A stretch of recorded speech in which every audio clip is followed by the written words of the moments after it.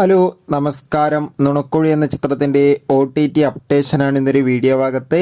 വീഡിയോയിലേക്ക് മുൻപ് video like ചെയ്യുക, ചാനൽ സബ്സ്ക്രൈബ് ചെയ്യാൻ വേണ്ടി ശ്രമിക്കുക.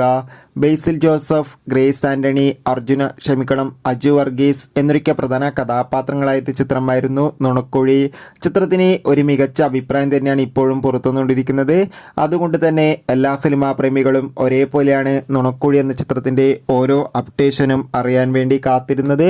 ഇപ്പോൾ ചിത്രത്തിൻ്റെ OTT അവകാശങ്ങളും സാറ്റലൈറ്റ് അവകാശങ്ങളും വിറ്റുപോയിരിക്കുകയാണ്.